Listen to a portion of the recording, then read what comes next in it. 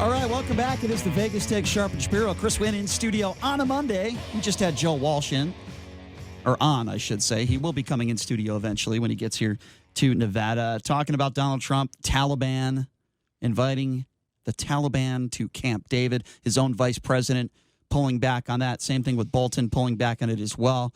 And I do find it interesting that we have another Republican that is entering the race for the presidency. It is the former governor of the great state of South Carolina, Mark Sanford. And what does Donald Trump do? Less than 24 hours after Sanford announces that he's putting his name in the hat for the presidency, Donald Trump goes after this man for cheating on his wife. He tweets this out. I read the tweet. And he goes after another person for infidelity when this man has had several wives, reportedly or allegedly had sex with a porn star in Stormy Daniels just a few months after Melania had a child. He is the king of infidelity. He is the king of cheating. He is the king of lying. And he's the one for the moral ground. He is the one, the president of the United States, that thinks he should be going after Sanford. I mean, this is absurd. You want to talk about the last person on the planet that should be talking about infidelity and being truthful to your wife. The last person that we should be hearing from is Donald Trump. I put him in the same category as Charlie Sheen when it comes to that stuff. It's absurd. What's the first thing that comes to my mind is those in glass houses should not throw stones, right, Brian and JD? You can't. I mean, you have to be kidding me. It is laughable that Donald Trump is going to try to call anybody else out on those types of actions, particularly just because of, they're running against him in a primary. When this took place with Mark Sanford, was he in office? Yes. Yeah. Okay, well, the one thing Donald Trump has on Mark Sanford in this situation is the fact that all this stuff that's being discussed took place prior to him being in any type of political office. Okay, so let me pull back on what you just said there and disagree with you a little bit. Well, you can't disagree on the actual premise of that, because Donald Trump has done nothing like that since he's been in office. Obviously, prior to it, or had he done that in office, he would be impeached, just like Bill Clinton was. So if somebody had... But Mark Sanford, while he was a politician, did this, and that's why Donald Trump brought it up, and that's why he has a bit of a foundation to do so, and a little bit of... It's so let me somewhat ask warranted. you a question. So if somebody had 3 or 4 DUIs, clearly an alcoholic, and then, a month into office, hasn't had any DUIs, and that guy called out somebody else for having a DUI, would you make that same argument? 1 month into office? Probably not. Even a year? A couple of years? Probably, yeah. I would. So you think it's okay, and you don't have a problem Well, I think once you're in office, your behavior has a standard. And you think Donald Trump rose to that standard? Donald Trump's behavior had absolutely no standard before he was in office. He was a private citizen. Now he is in office. Now he's a politician. And you think his behavior... Now he holds the highest place in our government. I'm just saying this stuff that took place with Mark Sanford happened while he was in office, and Donald Trump has not done anything like that. The stuff that we bring up that makes him a bad human being, which I'm not disagreeing with, obviously. Having sex with a porn star, paying her off after 4 months, or while your wife is 4 months pregnant. Which was, by the way, a week before the elections. Is obviously an issue, but he was not in office at that time. So is this the man that you want to show the high moral ground and go after every other politician in office or not for cheating on their wives? Again, Brian, you assume that just because I disagree with you, that means that I think it's that I'm or that. Well, what are you disagreeing with? That I'm coming back. I'm just saying I think he has a little bit of a foundation to say something because Mark Sanford was in office. If Mark Sanford did this before he was in office, it wouldn't make a difference. All right, so that's where we disagree. But he did it while he was, and that's perfectly fine. But that doesn't mean that I condone it. I'm just disagreeing with you. Okay, so this is where we disagree. You think he has a little bit of the foundation, going by your words, to go after politicians for allegedly cheating on their wives when he has several ex-wives. He has been shown infidelity his entire life for the most part, maybe not since being in office, although you can make the argument that Melania Trump I would make the argument at least that she is probably going to separate from him after the presidency. But even if that is not true, allegedly, you think that Donald Trump has the moral high ground. I almost said moral whore ground. Moral high ground. You actually did say moral whore. You didn't almost. You actually said that. Say it. But I'm sorry. Which I'm totally fine with. I disagree with that. Let me just open up the phone lines on this one at 702-257-5396. Again, that number to call. What do you think about this? Do you think Donald Trump has the moral high ground to be going after politicians for infidelity like he did with Mike Sanford earlier today when Donald Trump is the one having sex with a porn star months after Melania has a child? This is the guy that should be talking about this. Again, that number to call if you want to be a part of the conversation is 702-257-5396. The only thing I would disagree with you, JD, on the point that whether or not he's in office or not, I don't understand why that is even relevant, because you're making the argument that, okay, and then let me go to the extreme here. Okay, so Donald Trump, say he cheated on his wife 500 times before he was president of the United States, right? And Mark Sanford had the one indiscretion that he had when he was governor of a state. Right. Okay, you're trying to tell me that, because Donald Trump... You think when someone goes missing, let me finish. It's one? Let me finish.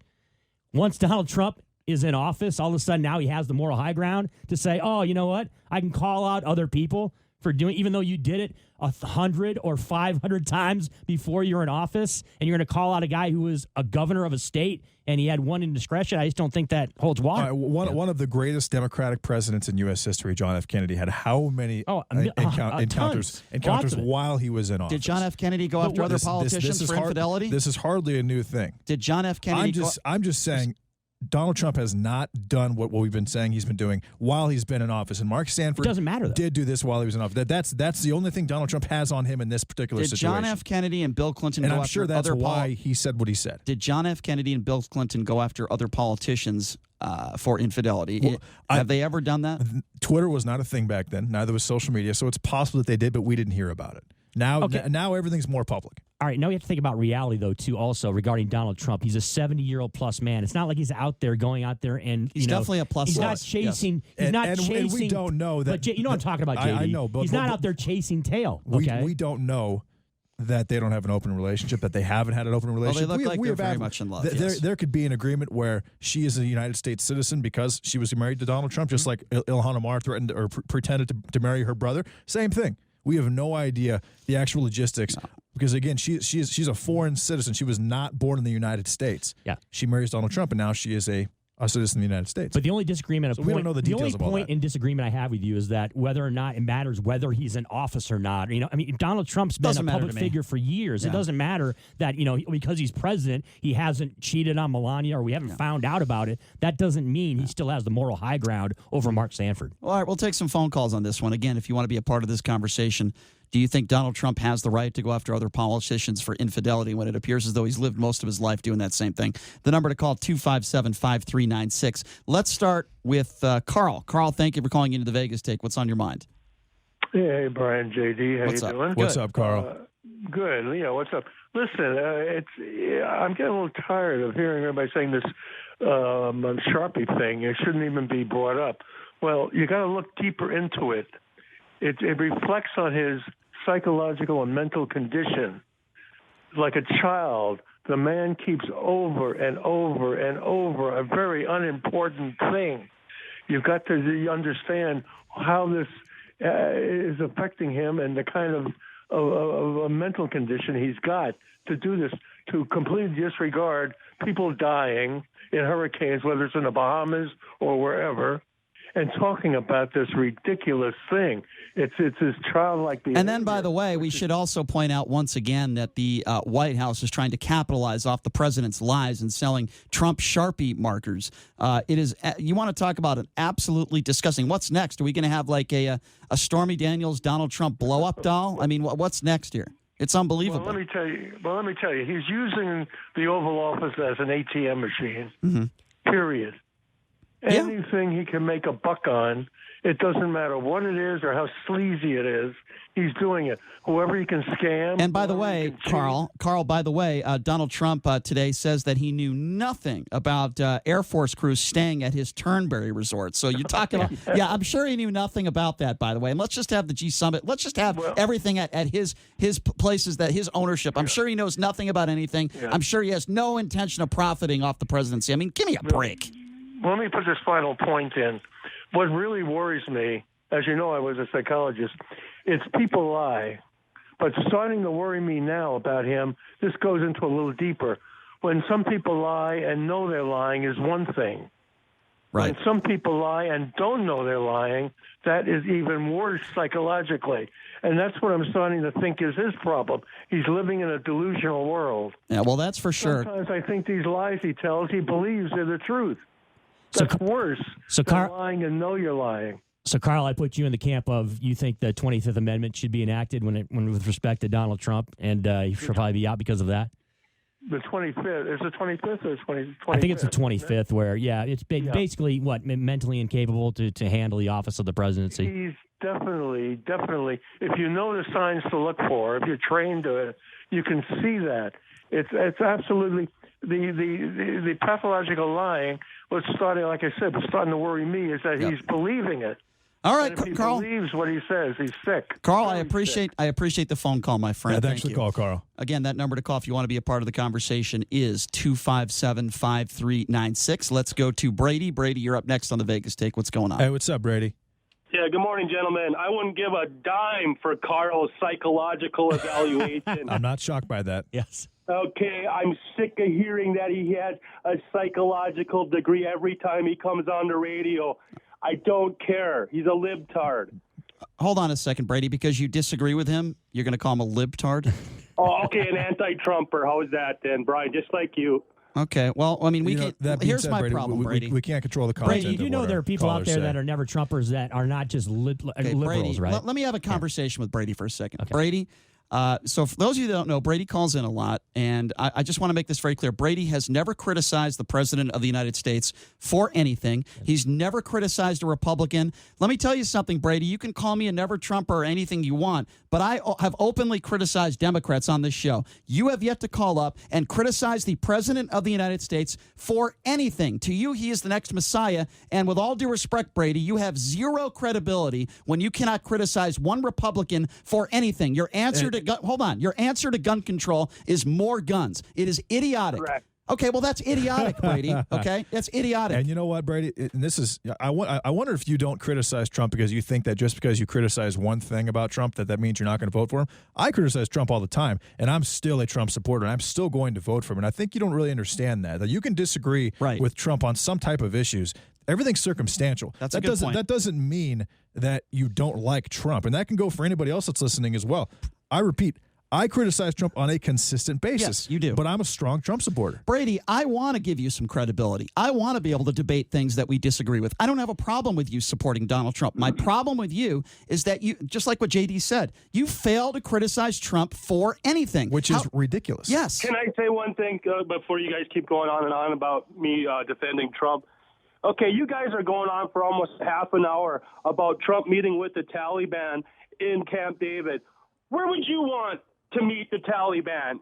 Come on, guys. Okay, well, anywhere except for American soil. First of all, What's the difference? okay, hold on. What is the I'll difference? answer You're that. meeting with I'll the answer that. Taliban. I'll answer that. He's First being of all, ignorant, though, if he's saying that. you just said that we talked about it for 30 minutes. I would imagine that's a criticism, but your beloved Fox News has done 2 hours on it this morning. So that throws what you just said completely out the window. That's number one. Okay, you gave 15 minutes of Sharpie Gate too. Bunch of BS and Fox also. News and CNN also reported on that this morning as well. So what do you have to say about that? Again, your opinion is out the window. Would you like to go for strike three? Strike three. Why ahead. wouldn't you want the president to meet with the Taliban? Okay. Don't you think it's So time now to that get we've out of proven- Afghanistan? And I agree with that. I do think that the conversation needs to take place. It needs to take place in a safe area. Obviously, I'm just not sure Camp David is that area, Brady. Who has said we don't think we should meet with them? Who said we didn't think we should meet with them? We're talking about the location, the timing. That's what we're talking about. What's the You can problem? meet How with about them. We meet at Trump Tower then. How about Trump Tower in Vegas? That's ridiculous. Fine. You're a funny guy, but you know what? Yeah, I haven't all gone right. to see any of your shows on the Strip yet. Okay, well, let's Come say on. goodbye to Brady since once again I made him sound like a buffoon Hey, calling great call, into the Brady. show. Yeah, wonderful call. Great That's call. what Trump supporters do, though. They want to take it to the extreme. They want to say, "Oh, you don't want to meet with them at all." Or you don't. Listen, You know, And that's not Trump. That's the wrong word because I'm a Trump supporter and I don't do that. Trump apologists. You know what I'm saying, Trump JD. apologists JD. do that, Yeah. Chris. JD, you gave him an opportunity. You made the case. You said, "Listen, I criticized Well, President Trump." You gave him the opportunity. It You were makes fair. him look ridiculous because Trump isn't perfect. Right. The fact that the guy, like I told Joe Walsh, weathermen are horribly inaccurate. Yeah. Why would the president of the United States not be inaccurate in predicting a consolidation of winds and water where it's going to hit on a map? Like I said, why JD. would he try to stand up for himself on that? Consolidation. Like I said. I mean, come on. Like I said, JD, you gave him an opportunity, and once again, he sounds like a right-wing biased buffoon who suffers from Trump fellatio syndrome. 257-5396. I like JD come up with some interesting descriptions of hurricanes, though. yes. That's a good way to do it. I mean, that's what it is. 257-5396. Let's go to Mike. Mike, what's going on? What's up, Mike? Good morning, Brian, JD, and Chris. What's up? Yeah, I've got a bone to pick with my president. I'm extremely dissatisfied with his performance so far. Mm-hmm.